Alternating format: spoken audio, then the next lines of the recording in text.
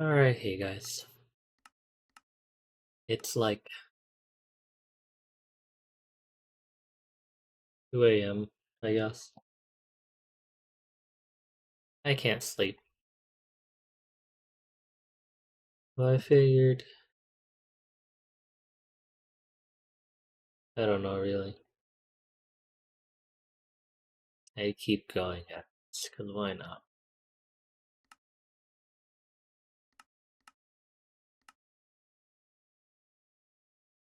I don't know. I haven't gotten too far. I did some stuff in between throughout the day. I figured I'd read another 2 chapters. Why not? While I continue to build out the wall. Sound good? Sounds good. I guess the next chapter is the other night.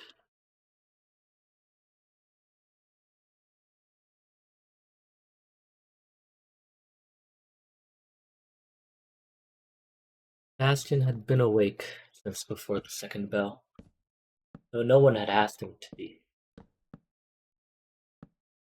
He liked the barracks best at this hour, before the yard filled with noise, when the only sounds were his own boots on stone and the distant clatter of the kitchens starting their fires. He checked his gear the way he always did, blade, straps, the small nick in his left brace kept meaning to have repaired and never did, and went out to the yard alone.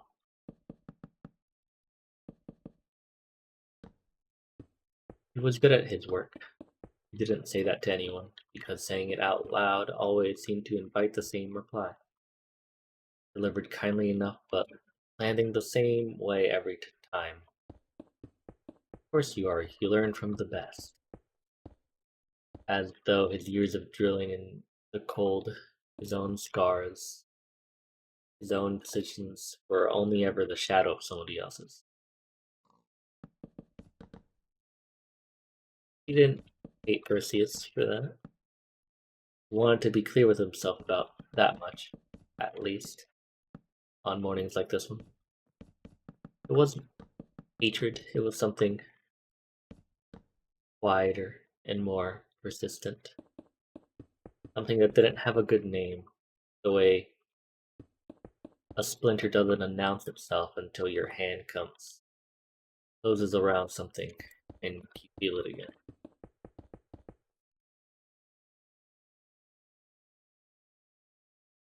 He found Beatrice near the chapel steps, sorting a basket of herbs she'd gathered before sunrise. "You're up early," he said. "So are you." "I didn't sleep well." "You never do." He didn't look up from her sorting, which he appreciated. Beatrice had a way of making conversation feel optional. It somehow made him more willing to have it. "Something on your mind? Or is this just the usual?" "Just the usual." "That's not nothing." "It's not new either." He leaned against the low wall beside her, watching the yard slowly come awake below. "I'm fine, Beatrice." "I didn't ask if you were fine. I asked what's on your mind." He almost smiled at that. The small, dry, almost smile he reserved for very few people. "You're going to keep doing that until I answer, aren't you?" "Probably."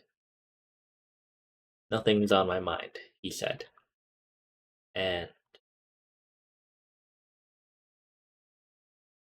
let it sit there, plain and unconvincing. And Beatrice let it sit too, because she'd learned, same as he had in her own way, that some things needed to be circled a few times before either of you were ready to land on them.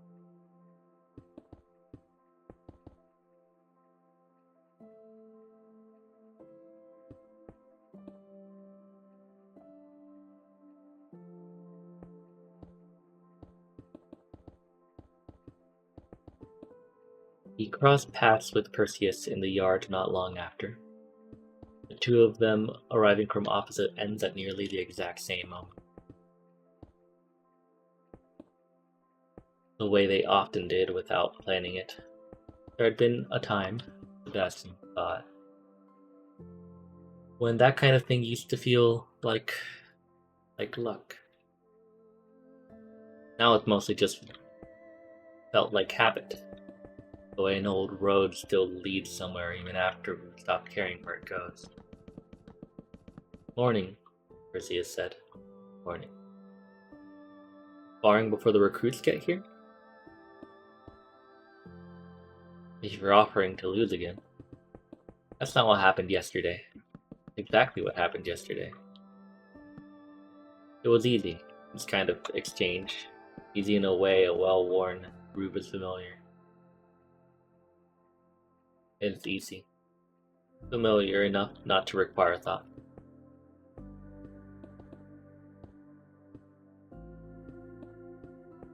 They fell into the ring without further discussion, and for a while there was nothing between them but steel and footwork, and the particular uncomplicated satisfaction of two skilled people testing each other honestly. Sebastian liked this part. He always had. It was the one place where nothing needed explaining, and nothing needed forgiving. Only answering, blow for blow, in a language that had never once let him down. It ended in a draw, as it usually did.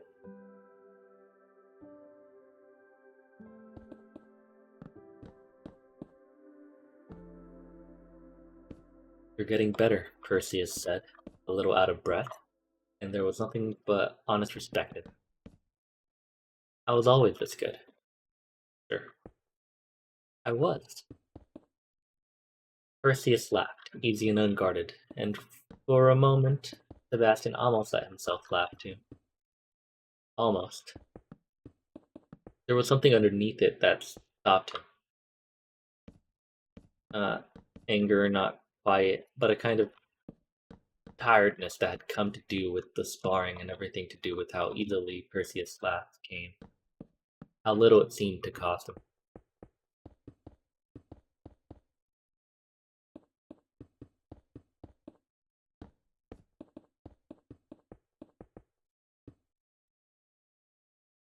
When Sebastian couldn't remember the last time laughing hadn't felt like an effort.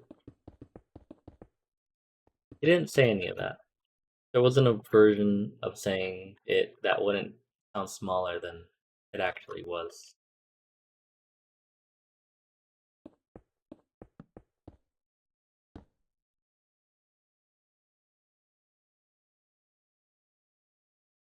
I've got the Eastern escort this morning. I've got the Eastern escort this morning, Sebastian said instead, stepping back and reaching for his water skin. I could take that, if you want the morning off. I don't need the morning off. I didn't say you needed one.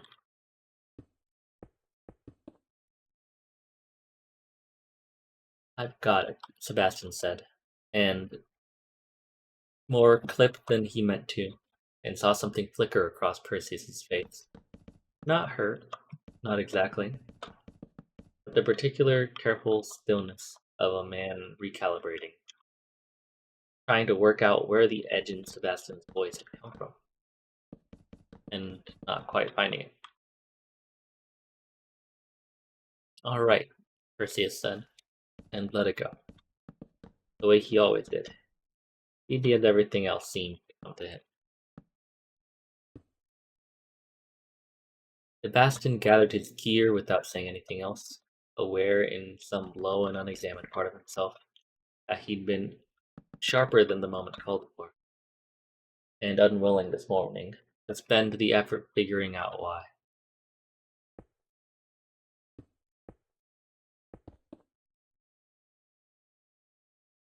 He thought about it anyway, later, on the ride out to the eastern village, the tax wagon creaking along ahead of him, and the fields rolling by golden, unremarkable in the morning. Thought about how strange it was, the particular ache of admiring someone and resenting them in more or less the same breath. How the two feelings sat so close together most days that he'd stopped trying to pull them apart. Didn't have a name for what was between them, not one he was ready to say out loud. Not even Beatrice. Not even to Beatrice. Not even to himself. In the quiet hour before the second bell, he only knew that something had shifted, somewhere along the way, between the boy who used to race Perseus to the top of the eastern wall and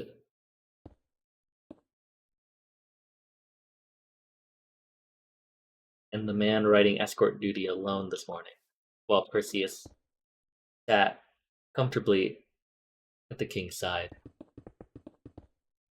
That whatever that something was, it had been shifting for long enough now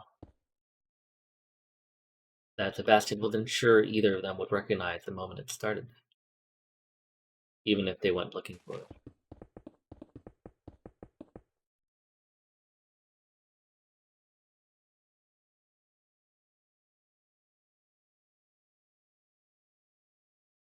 Where's the quote?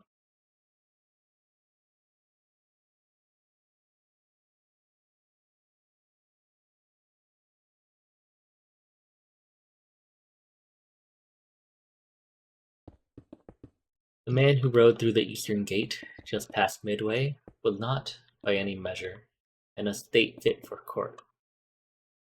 He'd lost his horse somewhere along the road, and come the last several miles on foot. By the look of him, mud to the knee, a tear along one sleeve, and a stillness in his face that the gate guards recognized before he said a single word. It was the particular blankness of someone who had seen something and hadn't yet decided how to say it out loud. "I need to speak with someone," he said, "about Oakwood."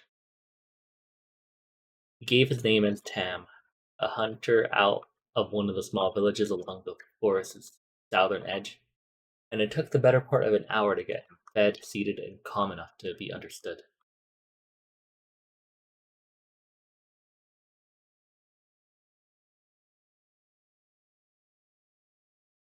Word reached the castle steward before it reached the king, as these things often did.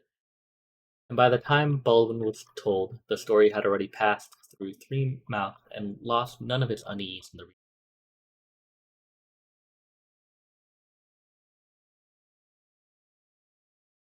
"Says the force gone wrong," the steward told him, in the corridor outside the small receiving hall. "His words, your grace, not mine."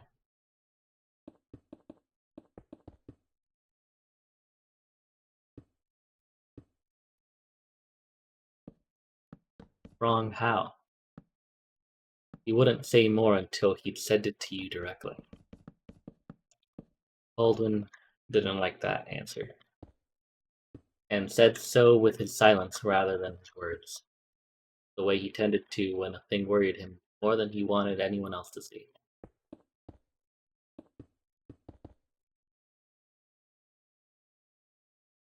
Tam told his story, sitting, a bowl of untouched broth cooling in front of him, hands wrapped around a cup he didn't seem to be drinking from either. "We'd been missing men for near on 2 weeks," he said. "Hunters mostly. Good ones. Knew the forest better than anyone. They'd go out along the northern path and just not come back." "Lost?" Baldwin asked. "Injured?" "That's what we thought first. Sent out search parties. Found one of them." Tam's jaw worked once before he continued. "Or what was left of to find." Baldwin said nothing and let him keep going. "It wasn't animals, your grace. I've seen what animals do, and this wasn't that." He set the cup down without drinking from it, hands not quite steady. There's something wrong with the ground out there. The tree near the northern hollow, the bark's gone soft in places, almost rotten.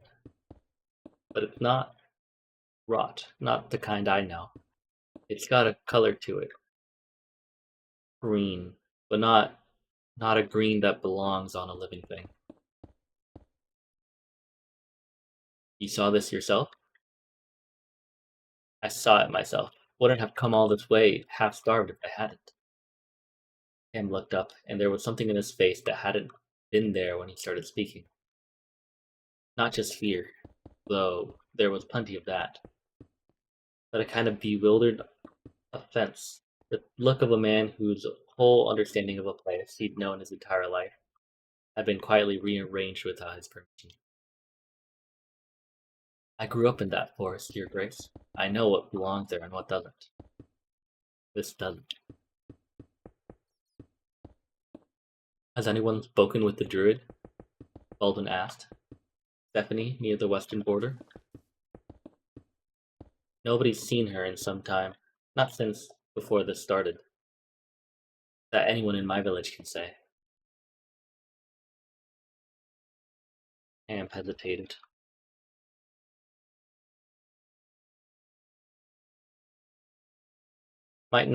Might be something to that. Might be everything. I couldn't tell you which. Baldwin sat with that a long moment, turning it over the way he turned over most difficult things. Quietly, methodically. Weighing the shape of a problem before he let himself react to its edges. He was aware, in the part of his mind that never fully stopped being a king, even in a small room with a frightened hunter, of how easily fear could outrun fact, of how a handful of missing men and some strange coloring in the bark become, by the time it reached the far corners of the kingdom, a story about monsters and curses that served no one well.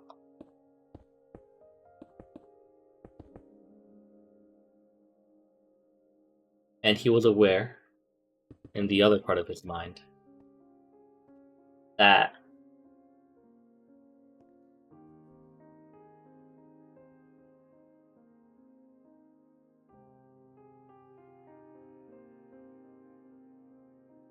the part that had learned over many years to trust the particular stillness of men who had genuinely seen something they couldn't explain. That Tom was not exaggerating. He did right by coming here, Baldwin said finally. Didn't know where else to go. He went to the right place. Baldwin rose, and something in the movement carried the whole weight of the decision he'd already made. Before he'd said it aloud, even to himself, rest here tonight. You'll be looked after. And, Ham, thank you. Not many men would have made that walk. Ham didn't answer, only nodded, and looked for the first time since he'd arrived like some part of the burden he'd been carrying alone had finally been set down somewhere that it could be shared. Baldwin found Marigold in the corridor outside their chambers that evening and told her everything, the way he always did before he told anyone else. Not because protocol required it, but because he had long ago stopped trusting his own judgment on hard things until he heard it reflected back through hers. You believe him, Marigold said. It wasn't a question. I believe he believes it. That's not nothing. Baldwin rubbed at the edge of his nose, a tired, private gesture he rarely allowed anyone else to see. Missing hunters, corrupted grounds, no word from Stephanie for weeks. You'll send someone. I'll have to send someone, he said it heavily. The words of a man who understood the difference between wanting to act and being required to. I don't like sending anyone into something I can't yet name. You never do, Marigold said it gently, without accusation.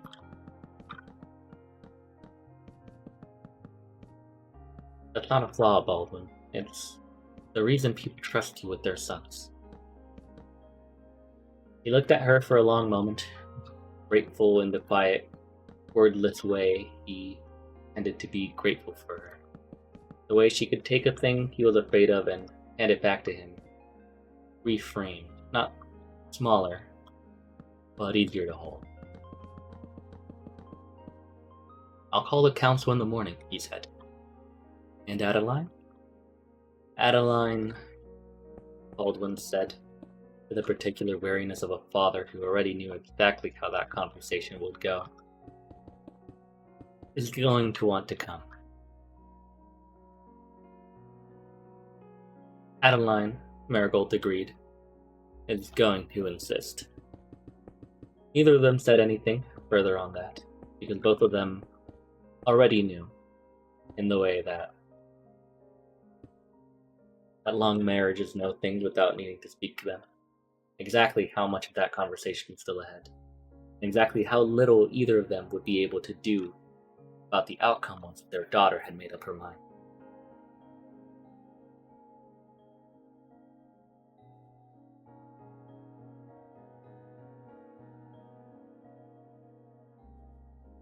Outside, past the castle walls, past the fields, and the long southern road, Oakwood stood exactly where it always had, dark and quiet, and patient beneath the rising moon, giving nothing away.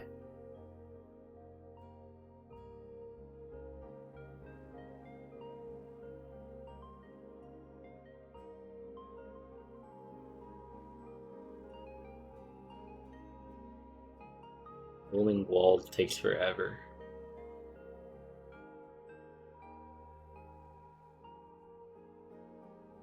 Clicked on the wrong one. I don't even think I said the chapter name for that one, did I?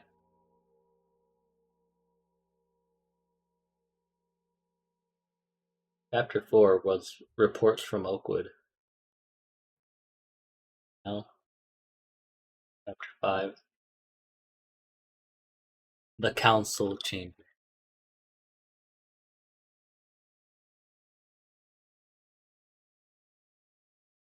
Council Chamber.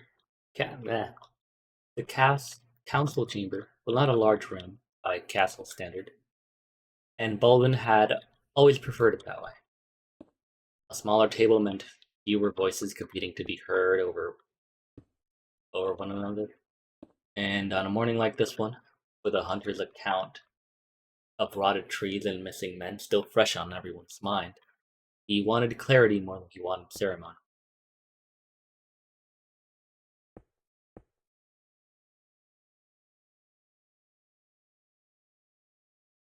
He called only who he needed. Two of his senior advisors, gray-haired men who had served his father before him, the castle steward to record what was decided,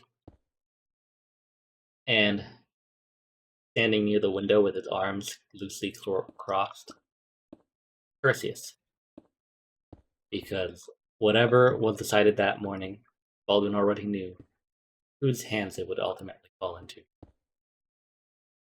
Tell him what you told me, Baldwin said, and Sam, still hollow-eyed but steadier than he had been the night before, repeated his account for the room. It landed the second time much as it had the first, heaviness settling over the table as he spoke.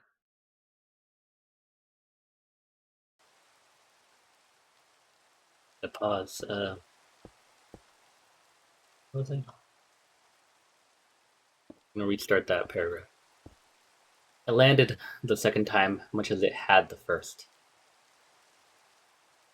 A heaviness settling over the table as he spoke. The advisors exchanging the particular look of men trying to decide how seriously to take something that they very much wanted to listen. Not even.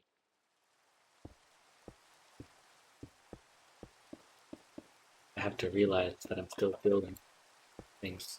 Need them to actually line up correctly. This is not centered. Wait, I gotta do math real quick. 1, 2, 3, 4, 5, 6, 7, 8, 9, 10, 11, 12, 13. I already miscounted. 1, 2, 3, 4, 5, 6, 7, 8, 9, 10, 11, 12, 13, 14, 15. 1, 2, 3, 4, 5, 6, 7, 8, 9, 10, 11, 12, 13, 14. 15.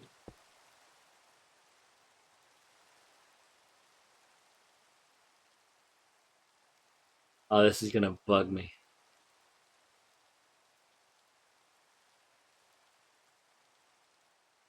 Did I do this right?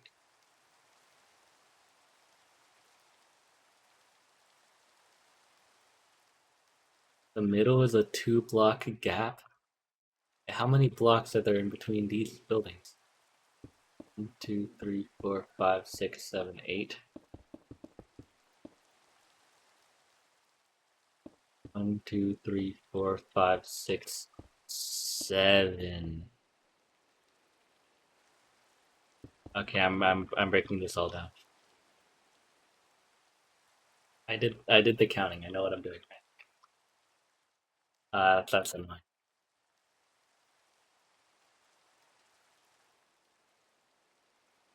When Tam finished, one of them cleared his throat.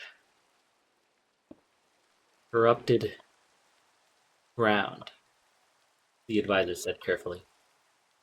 Missing hunters.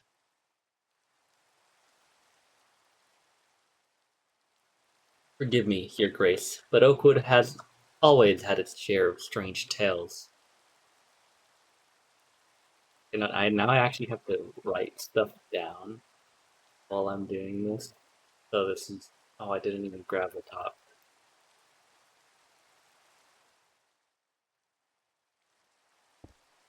The fact of this is disorienting me.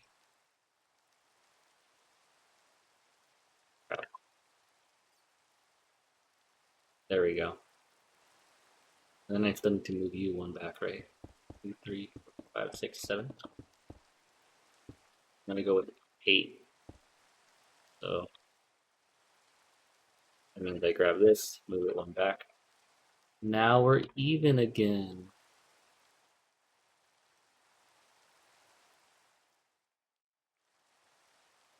Yes, I think so. Okay, I can minusly build my bridge again.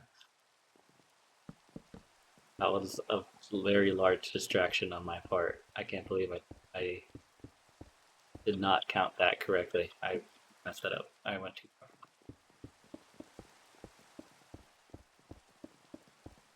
Up to here. Now it's going to be even. I fixed it. This isn't a tale, Tam said. Quieter than before, but with an edge to it now. I buried a man last week who I have known since we were boys. I did not tell tales about that.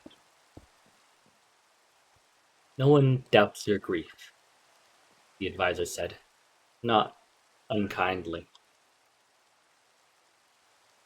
Only the shape you put it around.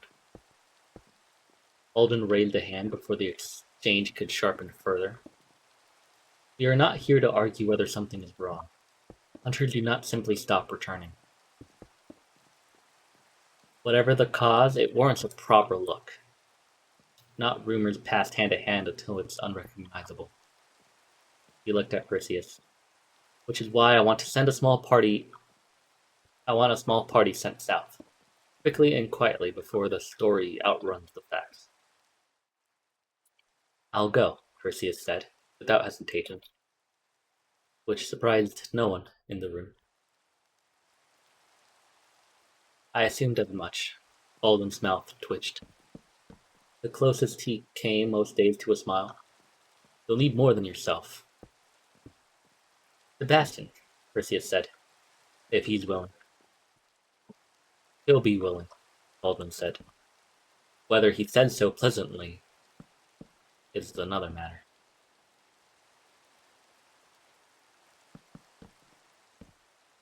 The doors opened before the steward had finished the thought, and Adeline stepped through with the particular brisk purpose of someone who had clearly been listening at the threshold long enough to know exactly what she was walking into.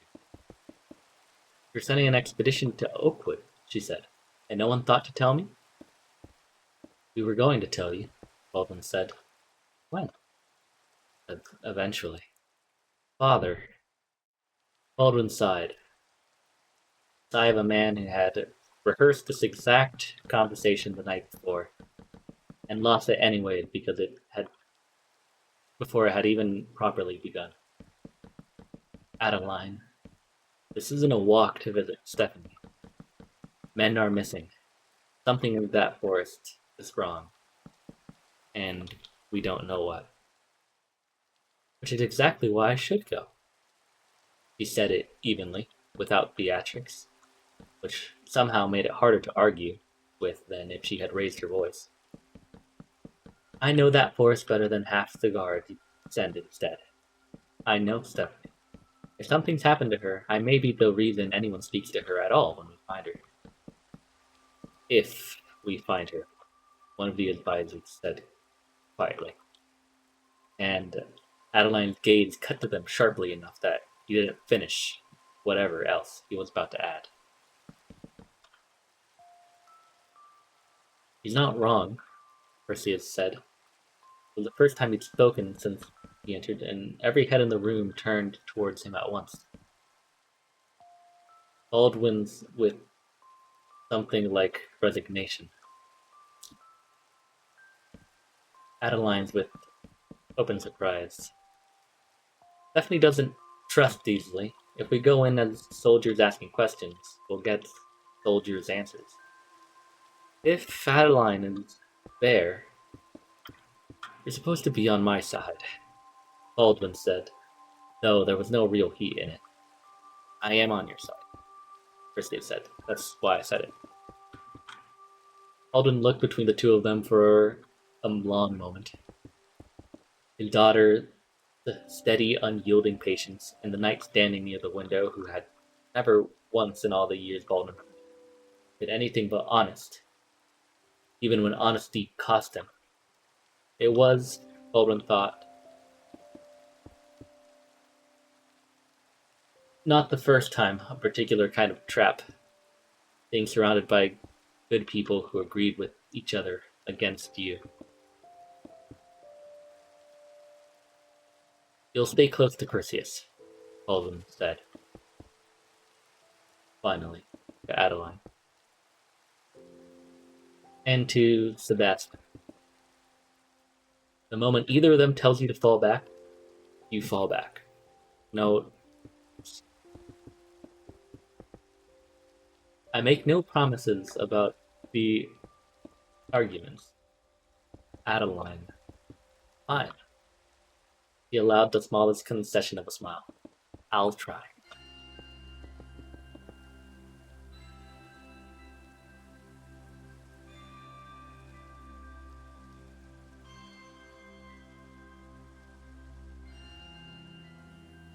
Marigold said nothing throughout. Seated at the far end of the table with her hands folded, it was only once the particulars had been settled, provisions, route, a modest party of guards to round out the group, that Baldwin glanced her way and found her watching her daughter with an expression he recognized from 100 smaller moments over the years. Not disapproval, and not quite fear either, but something adjacent to both, worn soft by long practice. "You could still say no," Baldwin murmured to her once the room had begun to empty. "I could," Marigold agreed. "It wouldn't change anything. It would only mean she'd stop telling me where she was going." He watched Adeline through the doorway, already deep in quiet conversation with Perseus about the route south. "I'd rather know." Baldwin considered that. The particular wisdom of it, the kind Marigold seemed to arrive at more easily than he ever had. When did you get so good at letting go of things you're afraid of? Not good at it, Marigold said. I've simply had more practice failing at holding on. They stood together a moment longer in the emptying chamber, watching their daughter through the open door, already halfway to a decision neither of them could unmake, now even if they'd wanted to. And outside, beyond the castle walls, the road south towards Oakwood waited, unconcerned, the way the roads always did, for whoever was foolish enough or brave enough to walk it. End scene. Man, building castle walls takes so long. Building these houses has taken less time. I'm gonna keep working on it between recordings, but you know, story update is I felt was worth the episode. Considering I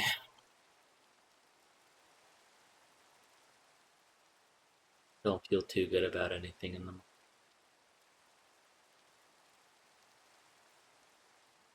Figure maybe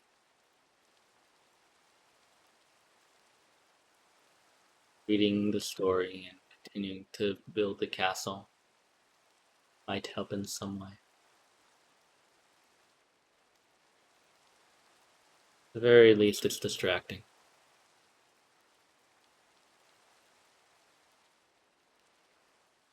As a summary, though, since I'm still a fair bit away from finishing the actual castle that these characters will be playing out this story. Let's just give a little bit of a reminder. Over here, we have Knight Perseus, the first person we get introduced to, as well as the Queen, the King, the Princess, the other knight, Sebastian, the cleric, Beatrice, which talks to Sebastian, and as a general, well, Stephanie's also been mentioned about being the druid of Oakwood that the princess likes to go visit. Then Hazel, it's an outlaw we'll find in Oakwood. And then Simon is a merchant that resides in the kingdom, but his only mention will probably be on the way to southbound towards Oakwood until I do more stuff.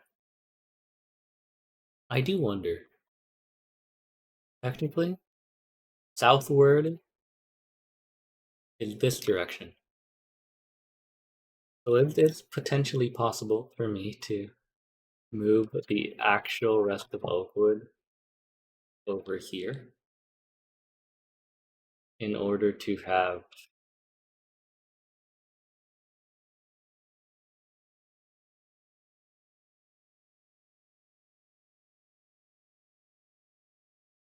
an actual southbound path for Oakwood as the story suggests. But I may also not stick with it directly because it's also just I then have to make the map a very particular way. And I'm not planning absolutely everything out. I'm kind of just going with the punches, going with what feels right. We'll see what feels right. It could. I see potential of building Oakwood over here. However, how this would translate to a 3-hour walk doesn't seem like it'll actually make sense.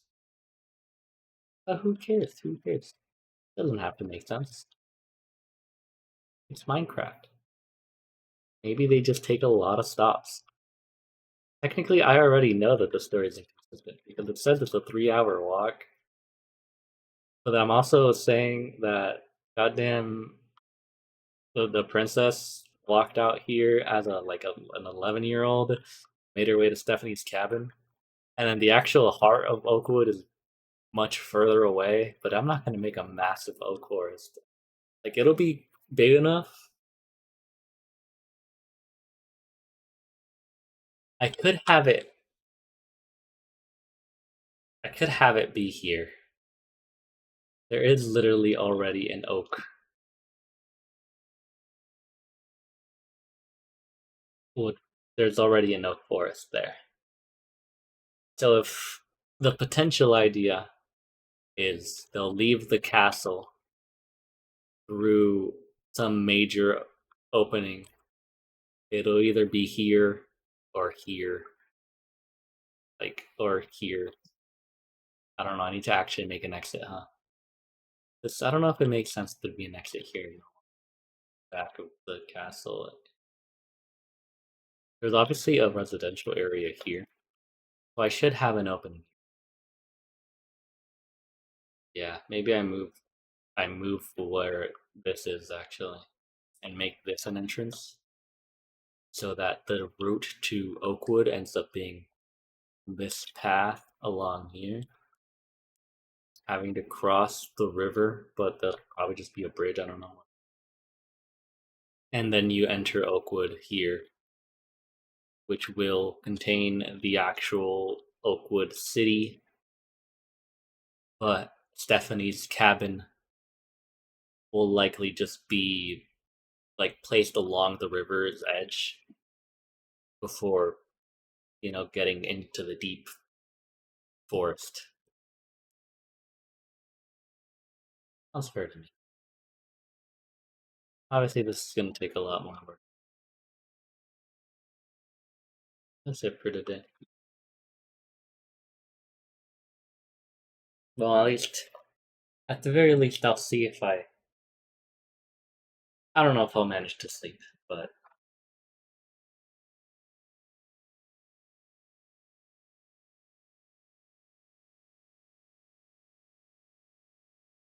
any of y'all are watching,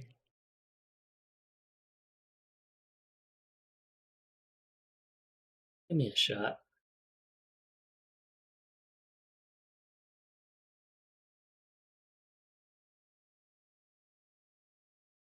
I swear I'm not as bad as you remember. I'm not perfect, but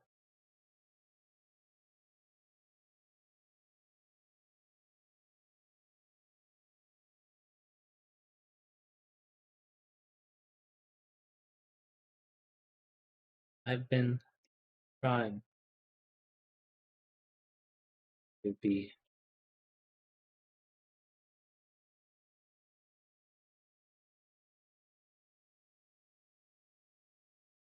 I just hope you can see it through my eyes rather than lenses you already carry.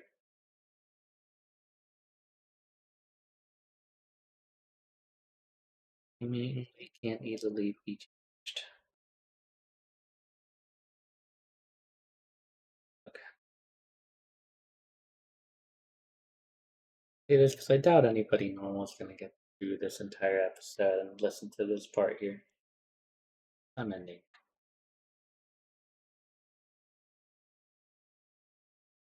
I don't know. It's still my channel. I still link it on my social media. So maybe in some small way,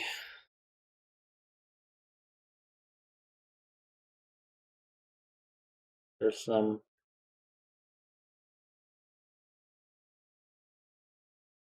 tiny shot. This is being watched.